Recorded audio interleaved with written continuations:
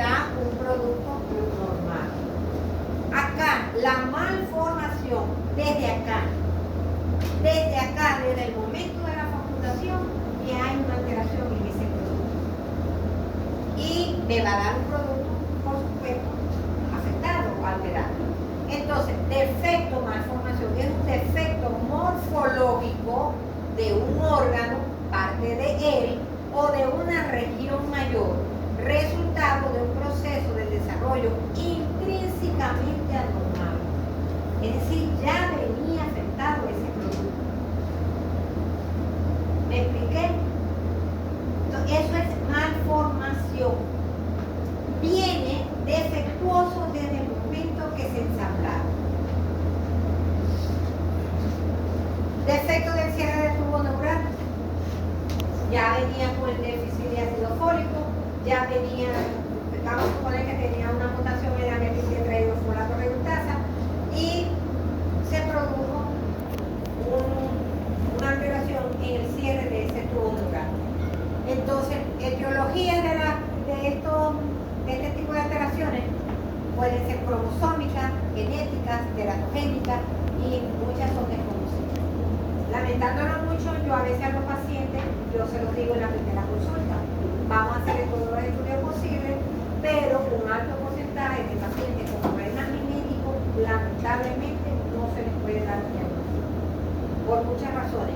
Hay fenotipos que se solapan unos con otros, los estudios moleculares son súper costosos. Yo creo que el más económico será $900, $1.000, y por allí pasan volando. Entonces a veces es difícil.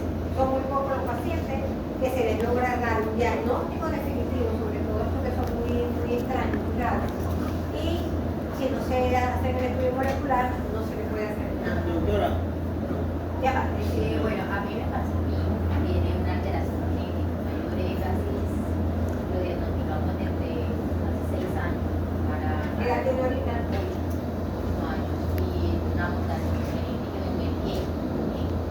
Entonces, hasta el último fue que Había que hacer un estudio, lo que está diciendo ella, del exoma ampliado.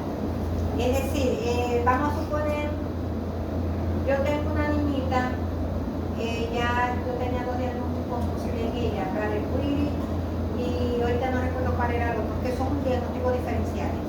Yo le envío con esos 2 diagnósticos, yo tengo un contacto en Caracas, yo le presento el caso, le pregunto qué examen se le puede solicitar, y cuando me dice sí, se le puede hacer tal cosa, yo le doy el número al paciente. No me gusta involucrarme en él para que el paciente no vaya a pensar o crea que a mí me está quedando una mascada de allí.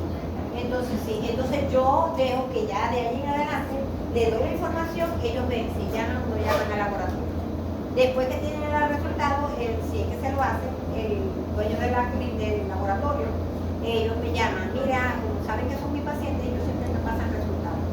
Entonces esa niñita tenía esos 2 diagnósticos y, coche, será este o este. Pero pedirle la mutación, el estudio molecular para esta mutación y para esta otra, sale costoso, es lo que llaman ellos customizado. Customizado es que cortan algunos genes y lo estudian aparte. Customizar o cortar los genes que estén involucrados ahí sale costoso. Entonces, generalmente él me dice preferible realizar un estudio del exoma. El exoma es que viene ya panel de genes, por ejemplo, que están involucrados en cardiopatía. Entonces, en este exoma me vienen todos los genes involucrados en la cardiopatía. Cardiopatía, el síndrome de Down, aunque Down no es génico, ese es cromosómico, eso quiero que lo tengan muy claro. Entonces vienen acá todos los síndromes y ahí cuando ellos dan el resultado sale cuál es el síndrome que está mutado. Pero eso, ¿cómo? ¿Eso lo termociclan? ¿Qué hacen con eso? O sea, eso es una PCR. Sacan el ADN y el ADN es que por replicación, por PCR y otro tipo de reacciones, es que ellos van haciendo la secuencia. En la clase del lunes, del martes, ya hablé con la licenciada Liz Torres, que es la directora del instituto, me dijo que ya la podía dar. Entonces, ese día le gusta mucho los pronósticos. Para que quiera traerle siquiera 2 o 3 pronósticos, ella lo conoce conmigo. Entonces ella le va a explicar eso, porque ella es el biólogo, pero es la que fundó el laboratorio molecular en el Instituto de Genética. ¿Qué es un Toronto? Y tú vas a traer los Torontos.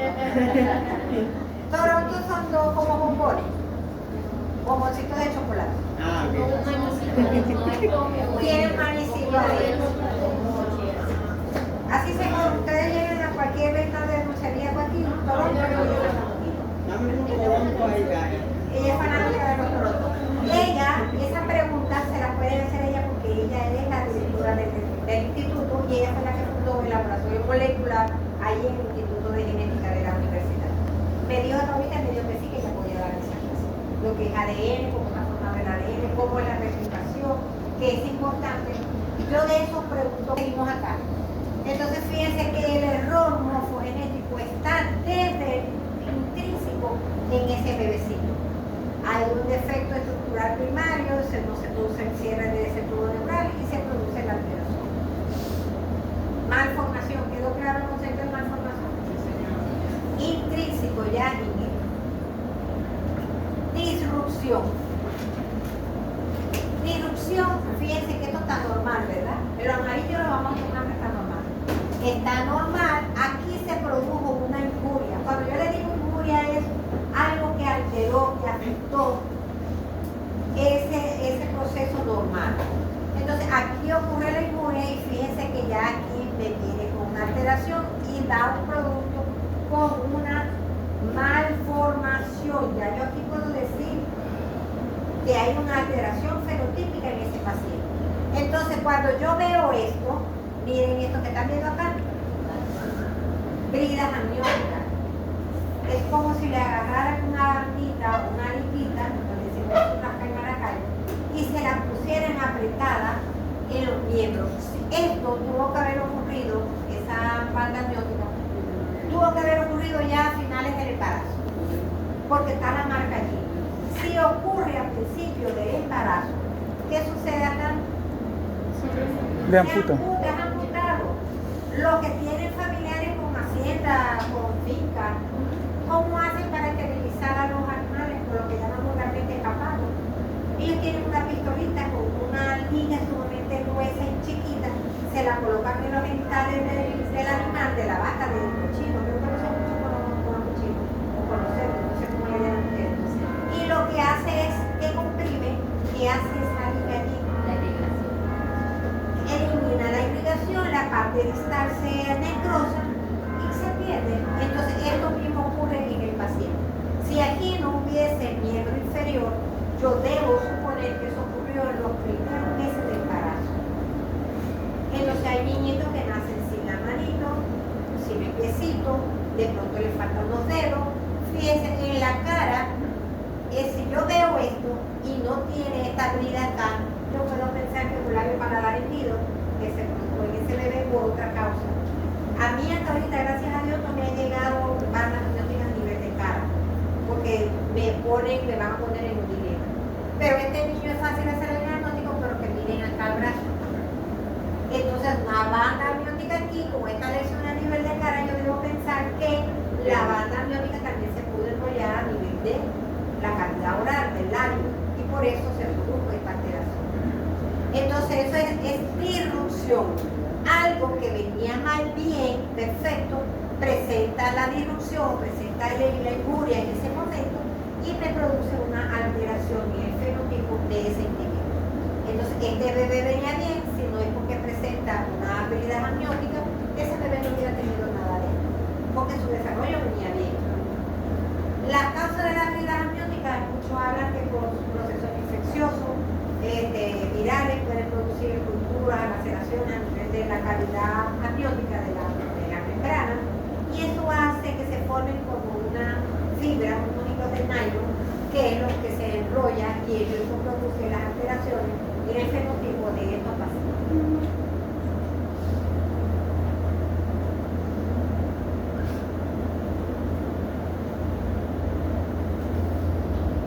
Aquí está lo de las bridas, fíjense, generalmente se produce es por la ruptura o la falta de irrigación de la parte terminal de ese miembro que va a estar afectado por la la bata. Fíjense que acá queda la marca, pero acá sí hubo una amputación.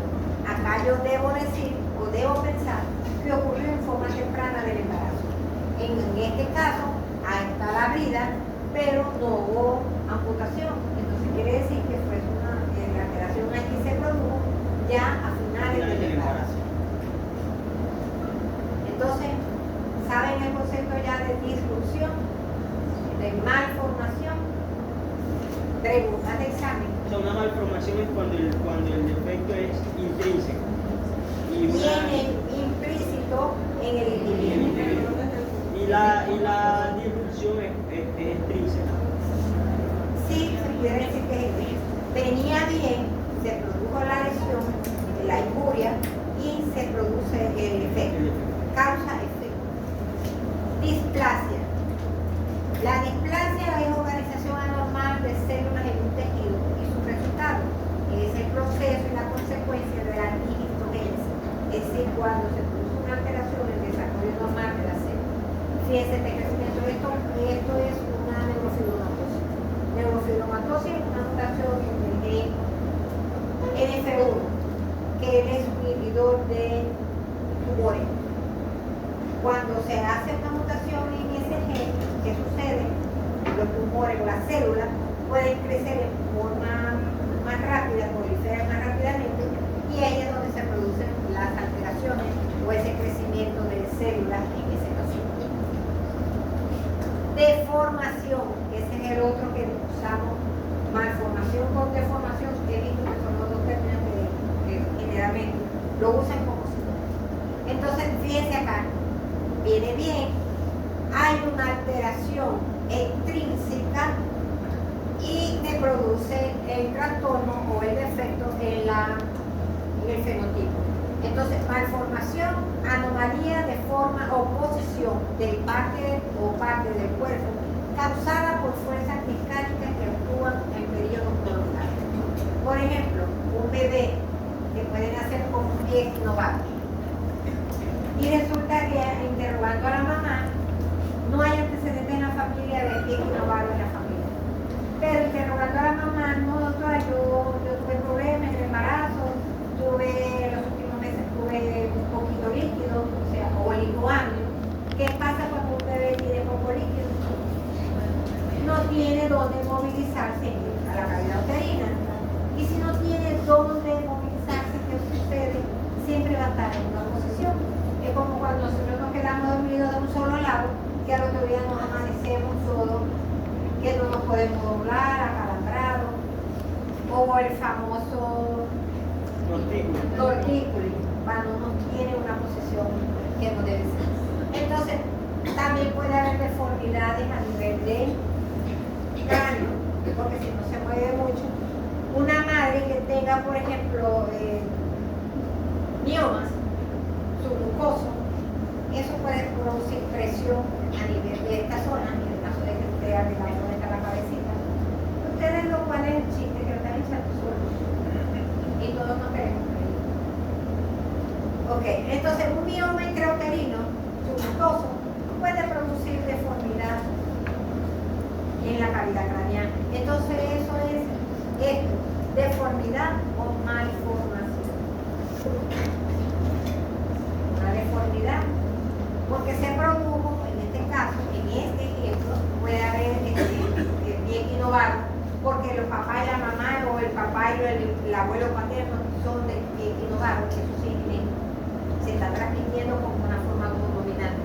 Pero en este caso, sin antecedentes, y la señora refiere que tenía oligoamnio, yo debo pensar, hay una deformidad, porque había una fuerza mecánica externa que lo estaba comprimiendo, porque las paredes del útero no tenían esa movilidad, porque había poco líquido, y me está comprimiendo el feto y me lo está poniendo en una posición viciosa donde va a tener siempre la misma posición, y cuando nace puede tener esto o puede tener una alteración a nivel de la cabeza. Por eso yo normalmente cuando a mí me llaman para ver recién nacido, yo voy y lo veo. Pero yo prefiero que tengan por lo menos 3, 4 semanas, o si tienen en mente, porque eso me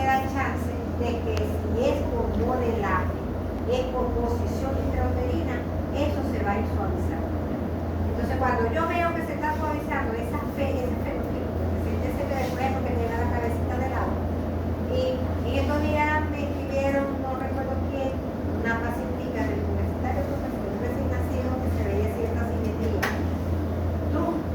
Y yo le dije a ella, yo no le vi mucha simetría, le dije que esperara más bien que tuviera